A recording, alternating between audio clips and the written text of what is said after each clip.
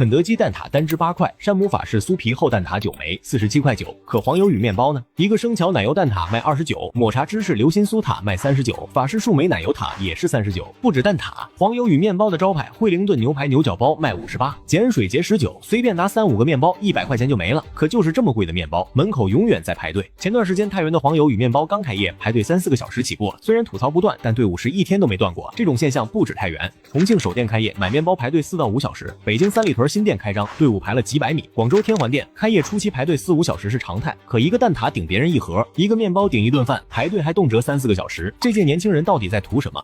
黃油與麵包其實是2016年才誕生的一個韓國品牌，2021年1月在上海開出中國首店。之所以爆火，全靠這麼一個高飽和度的綠色手提袋。截至目前，品牌已在全國23城開設53家門店，始終保持着開一家火一家的態勢。說白了，它賣的不只是麵包，而是一種輕奢烘焙的定位，填補了大眾烘焙和高端定制之間的空白。当然，它的目標客群也很明確，18到35歲的年輕白領和時尚人士，90後、00後的占比超80%。但定位再精準，3-4-11個麵包排隊3-4個小時。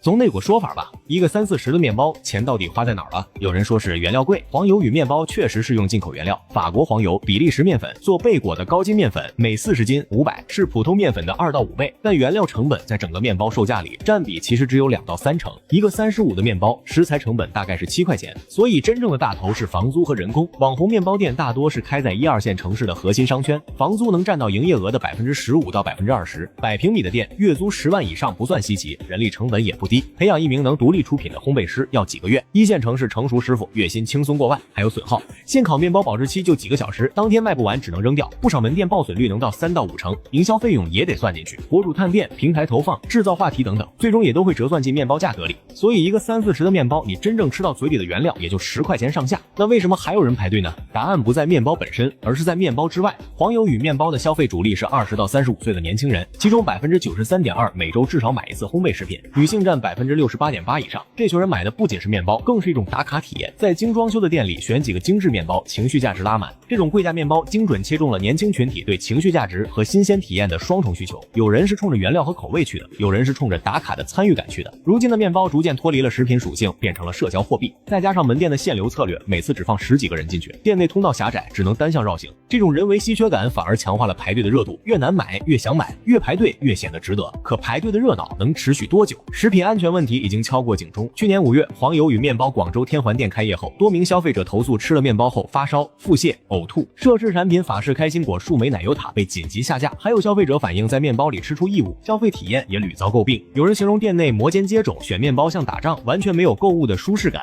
數據更能說明問題。截止到7月15日，近1年新開的烘焙門店僅3334家，門店淨減少了8.1萬家，超8萬家麵包店扛不住壓力關停，行業平均存活周期只有32個月，超過57%的門店開業2年內就倒閉。整個烘焙行業正經歷殘酷洗牌，網紅麵包店的熱度終究逃不過速生速死的規律。當新鮮感過去，當社交平台的打卡熱潮退去，當消費者開始算明白3-4-11個麵包的賬，排隊的長龍還能維持多久？說到底，麵包終究是麵包，它可以被包装成輕奢品，被賦予社交屬性，被拿來制造排隊奇觀，但本質還是食物。真正能留住消費者的不是限流，不是黄牛，而是對得起價格的產品本身。畢竟再好看的綠色手提袋也装不了一輩子。